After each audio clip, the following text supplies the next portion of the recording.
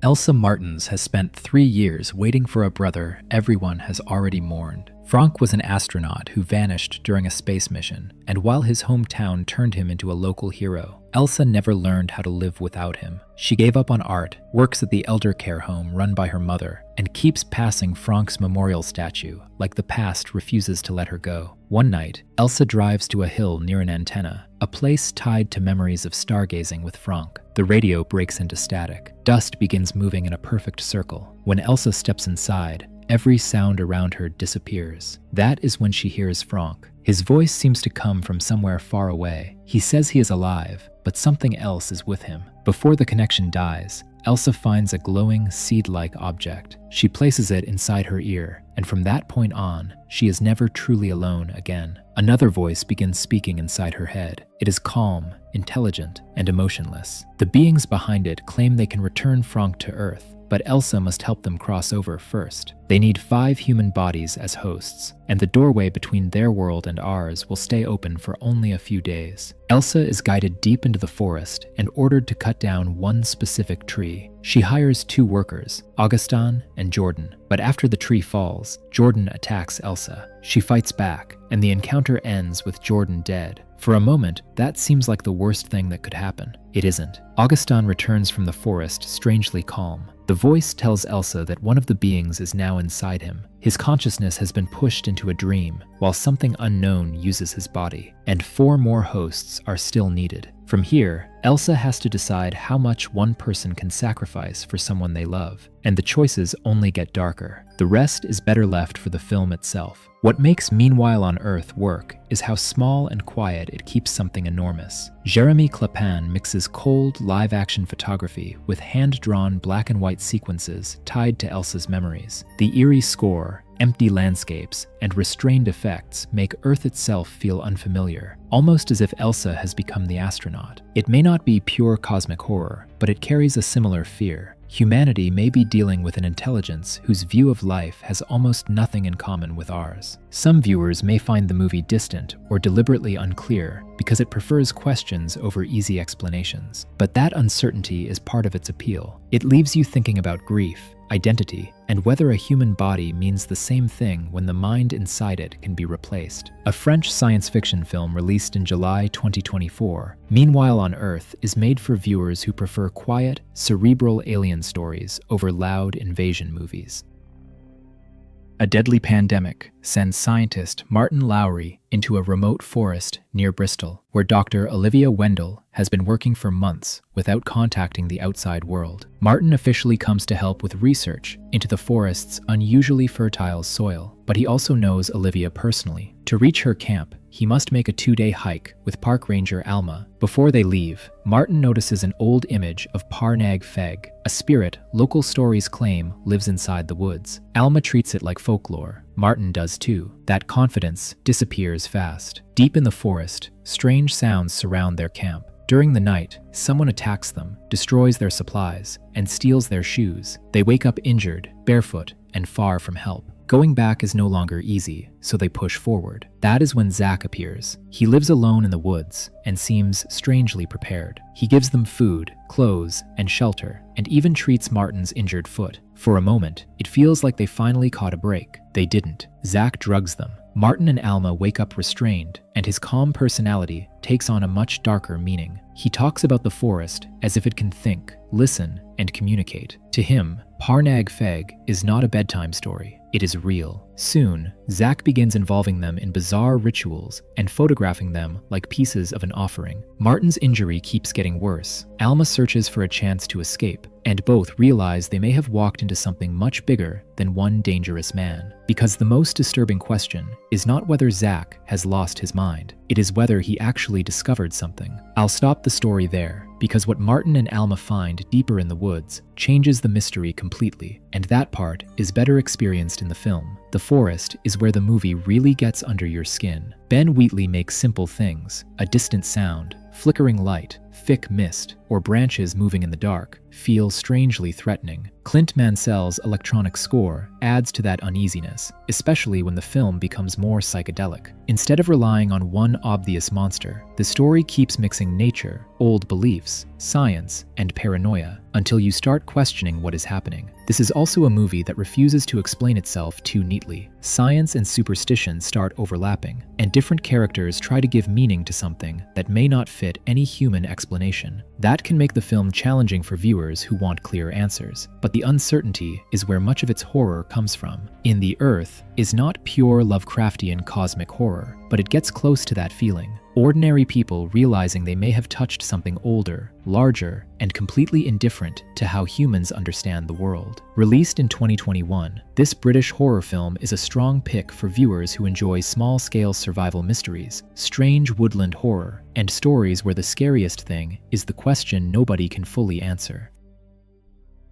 Siobhan would rather spend her time studying deep-sea life in a lab than talking to people, but her PhD research forces her onto a small Irish fishing trawler called the Niamh Cinn Ór. The crew already has one reason to feel nervous. Siobhan has bright red hair, which old sailor superstition considers bad luck at sea. She laughs it off. Unfortunately, their captain, Gerard, is about to give them a much more serious problem. The boat is struggling financially, and Gerard desperately needs a good catch. When they are warned to stay away from a protected whale zone, he quietly takes the risk anyway. Not long afterward, the trawler suddenly stops, as if something enormous has grabbed it from below. A strange, blue-green fluid begins seeping through the wooden hull. Because Siobhan has diving equipment, she goes underwater to investigate. What she sees is nothing like the crew expected. Huge glowing tendrils are wrapped around the boat, attached to a massive bioluminescent organism living beneath them. No one can identify it, and even Siobhan, the scientist, has no clear answer for what they have found. For a moment, it looks like their only problem is getting free, but the creature eventually releases the trawler on its own, which bothers Siobhan even more. Animals usually do not catch something and simply let it go. Soon the crew spots another fishing boat and boards it, hoping for help. Instead, they find something deeply wrong aboard that vessel, along with evidence that whatever happened there may be connected to the sea. Back on their own boat, one crew member begins acting strangely, and Siobhan starts noticing signs that the glowing substance may not just be slime. Something microscopic could be moving through the ship, possibly through its water supply, and suddenly, this stops being a simple monster encounter. From here, sea fever becomes much more dangerous, and revealing exactly what the crew discovers would take away one of the film's best surprises. The rest is better experienced with them, because every answer creates a worse question. Sea fever gets most of its tension from what it refuses to show. The open ocean looks beautiful, but inside the trawler, everything feels cramped, wet, and unsafe. Glowing water, old Irish sea legends, and Siobhan's scientific approach give the film a unique atmosphere without turning it into a loud monster movie. The creature is never fully explained, and that works in the film's favor. We never completely know if it is attacking, protecting itself, or simply following instincts humans cannot understand. That mystery keeps the danger alive. If you like slow-burn ocean horror, isolated locations, and strange biological mysteries, Sea Fever is a solid, overlooked thriller. It is an Irish-led European production. A team of archaeologists working deep in northern Canada uncovers something that should not exist. An ancient stone structure buried beneath the frozen ground, covered in symbols that seem to belong thousands of miles away. Professor Piers Olsen is brought to the remote camp to examine the discovery. At first, it feels like the kind of find that could rewrite history. Some of the artifacts appear impossibly old, and the deeper the team digs, the less the timeline makes sense. But the excitement doesn't last long. The local workers suddenly leave the site without warning. That alone is strange, because they head into a frozen direction where there is no easy shelter and almost no chance of surviving for long. Soon after, the camp loses radio contact with the outside world. Now the researchers are stuck with limited supplies, brutal weather, and no clear explanation for why everyone around them seems to be disappearing. And that is when the problem becomes much harder to explain. Stephen, one of the men at the camp, gets seriously sick. His condition worsens fast, and the doctor notices something disturbing beneath his skin. The team starts wondering if their excavation may have released an ancient organism that had been trapped in the ice for thousands of years. That theory is scary, but at least it is scientific. Unfortunately, the camp starts producing signs that science cannot neatly explain. Men hear voices when no one is there. People stop sleeping. Suspicion spreads from one room to another. Even the artifacts begin to look different once Olsen notices repeated animal imagery around the buried structure, especially carvings connected to deer. At this point, Black Mountainside stops feeling like a simple infection story. Something may be using the isolation against them, and the researchers cannot tell whether they uncovered a disease, awakened an ancient presence, or simply pushed their own minds too far. I'll stop the story here, because what happens after this point is where the film reveals its strangest ideas, and that part is better discovered while watching it. What makes the movie work is its cold, stripped-down atmosphere. The wide shots make the Canadian wilderness look enormous, while the research cabins feel painfully small. There is almost no traditional music pushing you toward a reaction, so the silence, wind, empty rooms, and distant sounds do most of the work. That gives the horror a patient, uneasy feeling instead of turning it into a loud monster movie. The film can also feel confusing, especially because it refuses to clearly separate infection, hallucination, and something possibly cosmic. But that uncertainty is also its strongest idea. The characters keep searching for a logical answer, while the movie keeps suggesting that the truth may exist on a scale they are not equipped to understand. Black Mountainside is a Canadian indie horror film directed by Nick Sostakowski. If you enjoy slow-burn horror where isolation, ancient mysteries, and the fear of not understanding what is happening matter more than easy answers, this overlooked little cosmic nightmare is absolutely worth knowing about. Sean Bruner is about to become a father, but instead of enjoying the final weeks before the baby arrives, he is focused on one thing: making enough money to keep his family safe. He works security at a school in Los Angeles, takes extra shifts, and hopes his boss will recommend him for a better-paying job. His wife, Andrea, is dealing with pregnancy complications, adding even more pressure. That pressure is connected to Sean's past. His mother died giving birth to him, and his father took his own life when Sean was only 7. He grew up carrying both losses, never fully escaping the fear that something broken in his family might one day reach him too. One night, Sean is called back to school because of a faulty security system. While checking the roof, he spots a strange light moving across the sky in a way that makes no sense. It grows brighter, almost hypnotic, and suddenly, Sean sees flashes of himself restrained inside a strange structure, tubes attached to his head, with something unseen studying him. He wakes up in a hospital. Everyone says he fell from the roof and somehow survived with only a head injury. Sean tries to accept that explanation, but once home, his life starts feeling wrong. A man who could barely draw before can suddenly create detailed images of alien-like figures, unfamiliar landscapes, and strange symbols. His hearing becomes unnaturally sharp. He loses track of time. He sees Andrea in danger, people looking almost human, and even another version of himself staring back. Doctors think the fall may have changed the way Sean's brain works. For a while, that sounds reasonable, until his drawings begin feeling less like imagination and more like memories. Sean becomes convinced the light did something to him. Maybe he wasn't simply injured. Maybe he was taken somewhere, examined, and returned with pieces of that place still trapped inside his mind. From here, Descendant becomes much stranger, and saying more would spoil the mystery that makes its second half worth discovering. You'll have to follow Sean further yourself to learn whether he is uncovering something real or slowly losing his grip on reality. What makes the film work is how grounded it stays. It never turns into a loud alien invasion story. The gloomy Los Angeles setting, muted colors, eerie sound design, and flashes of impossible imagery make normal places feel slightly unfamiliar. Descendant isn't pure cosmic horror, but it often creates that same feeling that Sean has touched something far beyond human understanding. The movie also connects the mystery to Sean's fear of fatherhood, family trauma, and need for control, making the threat feel personal. Ross Marquand plays him like an ordinary man, trying to understand something his mind may not be built to process. Some viewers may find the film disorienting because memories, visions, trauma, and possible alien contact keep bleeding into one another. But that uncertainty gives it staying power. It changes the question from "what happened to Sean?" into something more disturbing. What if the answer is something he was never meant to understand? Descendant is a 2025 American sci-fi horror film.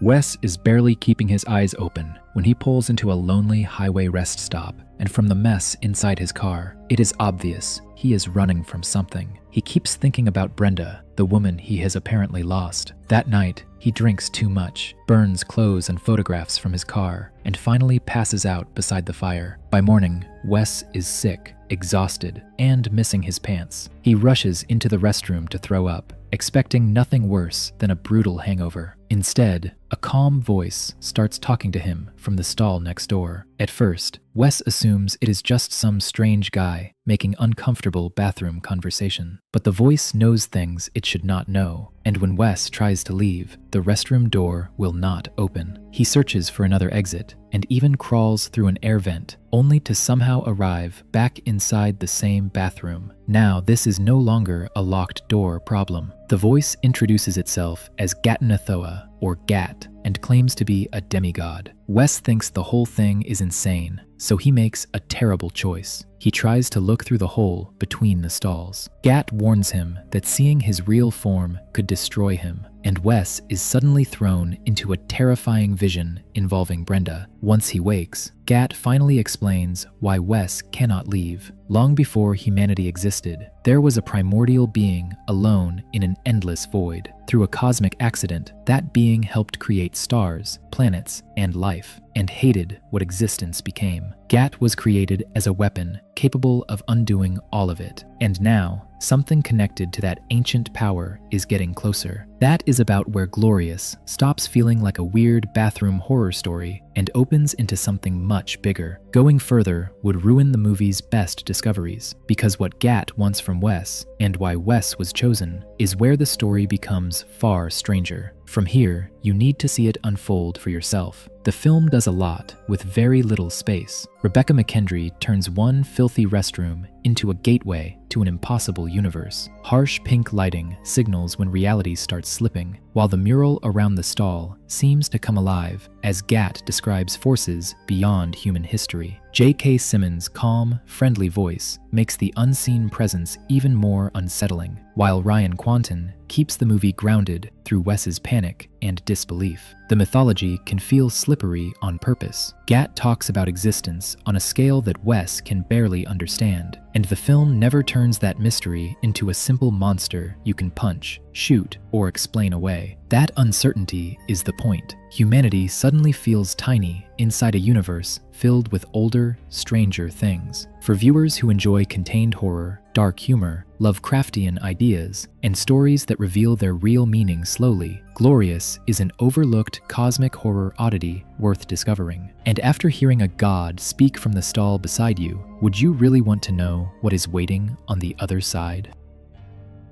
Tom wakes alone on his fishing boat off Block Island with no idea how he got there. The deck is wrecked, his radio is useless, and an empty dog collar hangs from a rope, disappearing into the water. He looks terrified, but whatever happened out there is already over, or so it seems. Back on the island, Tom's son Harry notices his father becoming increasingly strange. Tom disappears at night, takes the boat out without remembering it, and sometimes stands staring into space while a low, unnatural sound creeps through the background. Harry tries to brush it off. Maybe his dad is getting older. Maybe alcohol is catching up with him. But around the same time, tons of dead fish begin washing ashore. That brings Harry's sister, Audrey, back home. She works for the Environmental Protection Agency and arrives with her daughter Emily and co-worker Paul to investigate the mass die-off. Everyone searches for reasonable answers: low oxygen, pollution, some environmental event, but Tom keeps getting worse. One night, Emily wakes screaming and finds Tom standing over her in a trance. The next morning, Tom is gone. His fishing boat is discovered drifting offshore, completely ransacked, with no sign of him. Police believe he fell overboard, but Harry isn't convinced. Desperate for answers, he borrows diving equipment and searches the area himself. Deep underwater, he hears that same impossible sound. Something dark seems to move behind him.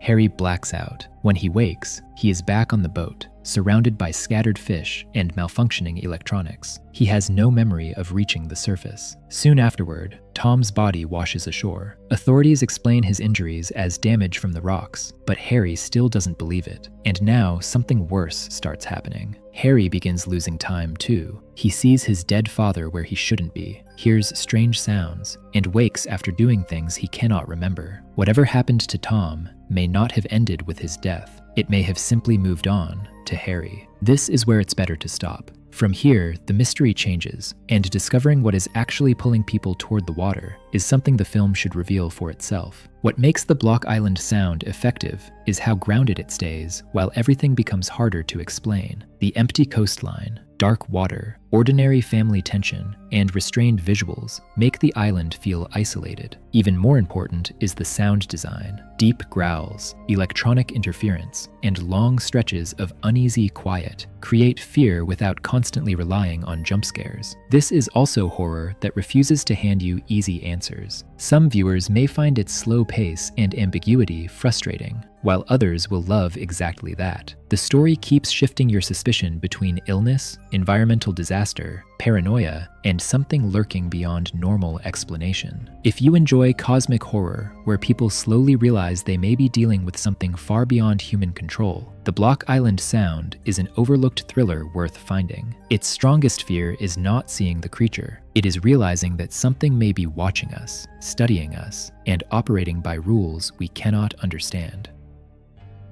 Levi Danube has barely settled into a Los Angeles apartment when his new neighbor, John Daniels, helps move some furniture. They have known each other for only a few minutes when something impossible happens. A chunk of quartz Levi has been using as an ashtray suddenly rises into the air, while strange colored light spreads across the wall in a geometric pattern. Most people would leave. Levi and John grab cameras. Both men are broke, lonely, and looking for a break, so they convince themselves this could change their lives. If they can prove the phenomenon is real, maybe they can turn it into a documentary and make some money. But once they start investigating, the apartment gives them more than one mystery. Mathematical markings cover parts of the rooms. The closet seems connected to strange light and changes in gravity. Levi notices his weight shifting for no clear reason, while John becomes obsessed with a symbol that seems to appear elsewhere around Los Angeles. Soon, they are digging through mathematics, radio signals, city history, secret societies, and theories about extraterrestrial contact. And the deeper they look, the more personal the clues seem. A strange fruit growing from a cactus appears to contain a coded message. Numbers begin repeating. Locations seem connected. Every coincidence feels like another piece of a puzzle waiting for them. John starts believing they may be dealing with something far beyond a haunting, possibly a signal, a doorway, or a force hidden beneath everything they understand. But there is another problem. Levi and John barely know each other, and their investigation slowly reveals reasons neither man should trust the other. That is where I would stop explaining the story, because from here, the movie becomes much stranger, and discovering how far their obsession goes is best left to the film itself. What makes this film work so well is how it turns one small apartment into the center of something much bigger and harder to explain. Its creators, Justin Benson and Aaron Moorhead, have explored similar mind-bending ideas in films like Resolution, The Endless, and Synchronic. And that same strange atmosphere is all over this story. With helicopters overhead, distant smoke, electrical hums, and constant city noise, even ordinary Los Angeles starts to feel slightly unreal. The simple, low-budget style only makes the mystery feel closer and more believable. The film also mixes regular scenes with documentary footage, interviews, recreations, diagrams, and different recordings. After a while, even the viewer starts questioning what is evidence and what is simply part of the story these two men are building. And yes, this can be confusing. It throws out theories faster than it confirms them and refuses to give every mystery a clean answer. But that uncertainty is part of the appeal. It turns paranoia, pattern hunting, friendship, and the human need to explain the unknown into the real source of tension.